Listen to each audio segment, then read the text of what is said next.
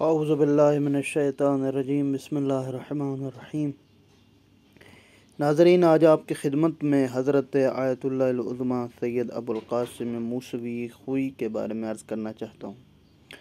زندگی نامہ: سید ابو القاسم موسوی خوئی 15 رجب 1317 ہجری 19 نومبر 1899 عیسوی میں ایران کے صوبے مغربی آذربائیجان کے شہر خوئی میں پیدا ہوئے۔ ان کے والد سید علی اکبر خوئی شیخ عبداللہ مامکانی کے شاگرد تھے۔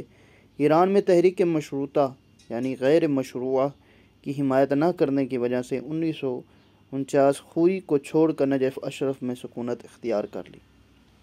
تعلیمی سفر: سید ابو القاسم سن 1330 ہجری میں 13 سال کی عمر میں اپنے بھائی سید عبداللہ خوئی کے ہمراہ نجف اشرف میں اپنے والد سے جا ملے۔ 6 سال حوزے کی ابتدائی اور سطوح عالی کی تعلیم مکمل کی۔ 14 سال فقہ اور علم اصول فقہ سمیت دیگر مختلف علوم پڑھے۔ ان کے اپنے کہنے کے مطابق اساتذہ میں سے محمد حسین نائینی اور محمد حسین غربی اصفہانی سے زیادہ استفادہ کیا۔ اساتید و اجازہ اجتہاد: آیت اللہ خوئی کی خود نوشت سمانہ عمری کے مطابق انہوں نے مرزا محمد حسین نائینی اور مرزا محمد حسین اصفہانی سے سب سے زیادہ علمی استفادہ کیا، جن میں اصول فقہ کا ایک مکمل دورہ اور بعض دیگر فقہی کتابیں شامل ہیں۔ دیگر اساتید میں آپ نے شیخ فتح اللہ شریعت اصفہانی، شیخ مہدی مازندرانی اور آغا ضیاء عراقی کا ذکر کیا ہے۔ دیگر اساتذہ میں شیخ محمد جواد بلاغی سے علم کلام، عقائد اور تفسیر، سید ابو تراب خانساری سے علم رجال و درایا، سید ابو القاسم خانساری سے علم ریاضیات، سید حسین بادکوبئی سے فلسفہ و عرفان، اور اسی طرح سید علی قاضی بھی شامل ہیں۔ سید ابو القاسم خوئی کے تمام تعلیمی مراحل کے دوران حوزہ علمیہ نجف میں سید محمد ہادی میلانی، سید محمد حسین طباطبائی، سید صدر الدین جزائری، علی محمد بروجردی، حسین خادمی اصفہانی اور سید محمد حسین حمدانی سے مباحثہ کرتے رہے۔ 1352 ہجری میں حوزہ علمیہ نجف کے بہت سے اساتذہ سے اجازہ اجتہاد حاصل کیا۔ ان میں سے محمد حسین نائینی، محمد حسین غربی اصفہانی، آغا ضیاء عراقی، محمد حسین بلاغی اور اس کے علاوہ باقی مراجع سے بھی اجازہ اجتہاد حاصل کیا۔ مرجعیت: سید خوئی کی مرجعیت کے سلسلے میں اقوال مختلف ہے، لیکن مسلم یہ ہے کہ آیت اللہ بروجردی کی وفات کے بعد ان کی مرجعیت کا مسئلہ سنجیدگی کے ساتھ زیر بحث آیا، اور آیت اللہ العظمیٰ سید محسن الحکیم کے وفات کے بعد وہ برتر مرجع تقلید کے طور پر نمایاں ہوا ہے۔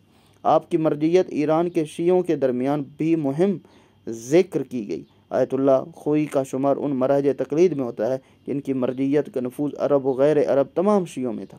نجف کے 14 مجتہدین نے آپ کی عالمیت کا اعلان کیا، جن میں صدر بادکوبئی، سید محمد باقر صدر، سید محمد حسین روحانی، مجتبی لنکرانی اور اس کے علاوہ آغا خوئی کی عالمیت کا اعلان کیا۔ تدریس: نجف میں تحصیل علم کے دوران تدریس میں بھی مشغول رہے۔ منابع کے مطابق جو کتاب بھی پڑھتے اسے تدریس بھی کرتے تھے۔ محمد حسین نائینی، محمد حسین اصفہانی کی وفات کے بعد سید ابو القاسم خوئی اور مرزا محمد علی کاظمی کے درس پر رونق ترین درس شمار ہوتے تھے۔ محمد علی کاظمی خراسانی کی وفات کے بعد جمعیت کے لحاظ سے آپ کا درس سب سے بڑا ہوتا تھا۔ خود ذکر کرتے ہیں کہ بیماری اور سفر کے علاوہ سال کے دوران مسلسل درس جاری رہتا تھا۔ مجموعی طور پر نجف میں 70 سال تک تدریس کی، جس میں سے 50 سال تک حوزہ علم نجف کا اہم ترین درس آپ کا ہوتا تھا۔ ہند، پاکستان، ایران، عراق، لبنان اور دیگر ممالک کے طلباء آپ کے درس میں شریک ہوتے تھے۔ آیت اللہ خوئی نے فقہ کے درس خارج کا ایک مکمل دورہ علم اصول فقہ کے 6 دورے شاگردوں کو پڑھائے۔ نیز علم تفسیر کا ایک مختصر دورہ بھی اسی دوران دیا، لیکن بعض وجوہات کی بنا پر اسے جاری نہ رکھ سکے۔ تالیف: آیت اللہ خوئی کی بہت ساری تالیفات ہیں، لیکن جو مشہور ہیں: البیان فی تفسیر القرآن، رسالۃ فی نفقات الاعجاز، معجم رجال الحدیث و تفصیل طبقات الرجال۔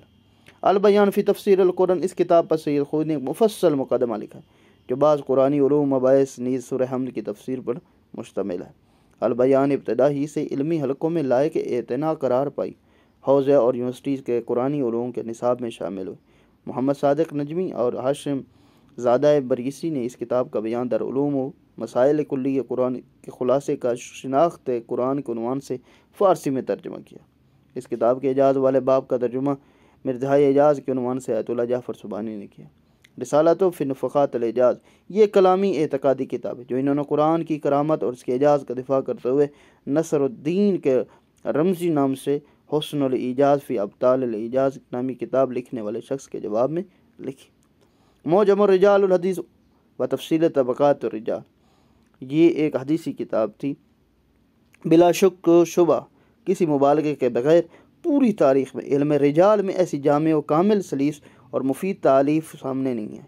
اس کتاب کی پہلی جلد کے بعض مباحث کے عنوان کچھ یوں ہیں: علم رجال کی ضرورت، اس کی دلیل، یعنی یہاں پر راویوں کے بارے میں بتایا جاتا ہے کہ راوی کس اعتبار سے وثاقت کا حقدار ہے، کیوں ہمیں اس پر اعتماد کرتے ہیں، اس کے حالات زندگی، وہ کس کا شاگرد تھا، کس سن میں تھا۔